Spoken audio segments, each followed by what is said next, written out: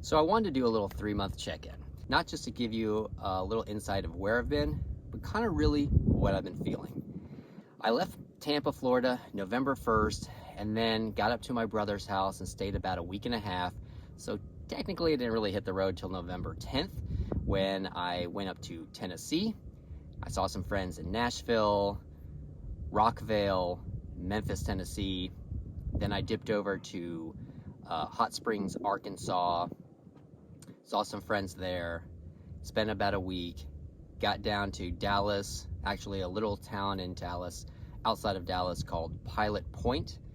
And as I went south into Texas, I hit Austin, San Antonio, and Corpus Christi before making it to the National Seashore down there below Corpus Christi. After Corpus Christi, I started moving kind of northwest, finding myself in Big Bend National Park. From Texas, I made my way north and I hit Carlsbad Caverns in New Mexico, then Roswell, and then staying about a week in Las Cruces. Currently, I am in Quartzsite, Arizona, which is literally, I'm probably 4 minutes from the California border. I'm actually camping just outside of Quartzsite in a small town called Ehrenberg, and that's where I've been. I came out here with a friend that I met on the road to see an event right here in Quartzsite called Schoolypalooza, and it was awesome.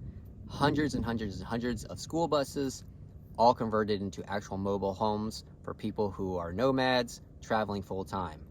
And the school buses are amazing to see. If you ever get a chance to see what they call a schoolie on the road, definitely see if you can pop your head and check it out. People make them into complete apartments and homes. It's amazing. The other reason is because I bent the axle on the trailer. And it took about a week for me to get it into a shop that could actually take a look at it. The short answer is they needed 6 months to get an axle replacement. I don't really have 6 months that I wanted to spend here, but luckily he was able to bend it out, and he said it's actually completely drivable. And I told him my plans are driving into the rest of the country. He said, totally fine, I can do that. So fingers crossed, my trailer is not completely busted, broken, because this is obviously my home. I needed to live on the road. I don't know what I would have done if they said it would have been 6 months for me to get a replacement. But I'm making this video not to just share with you the places I've been, but really kind of more the journey that I'm feeling kind of with inside. I kind of had a moment of realization roughly about a week ago, sitting around a campfire here in Ehrenberg. A few months ago, I was hanging out with a friend of mine, and he says, you know, with you doing this journey, heading out on your own and doing living out of your trailer, you're kind of missing out on a good time to buy a house. A lot of people are buying houses now. And I said, you know, that's a great idea, except I haven't really felt like I've found my home in a long time. Florida's great. I absolutely love the environment. I love, obviously, the warm weather, the beaches, the paddle boarding, the kayaking, everything about it I love. But for whatever reason, the towns I was living in just didn't feel like home to me. After I packed up my entire life into a 5 by 10 foot box and moved into a 6 foot box, I've never felt more comfortable. This, I feel like, is my home. Not the town I'm in right now, but the journey that I'm on. I feel so at ease and so comfortable with being on the road and being in a new place all the time, and honestly not even knowing where I'm gonna sleep sometimes.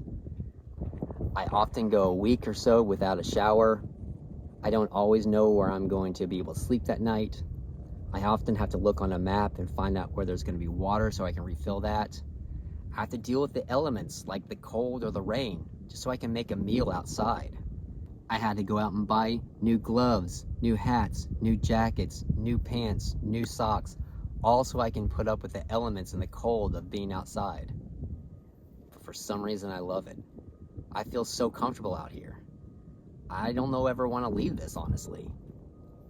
You know, when I started this journey, I would often tell people that I'm planning a year but I honestly don't know if I'm going to get into this for 3 or 4 months and absolutely hate it and turn around and go back. But it's been quite the opposite. I want to go further than a year.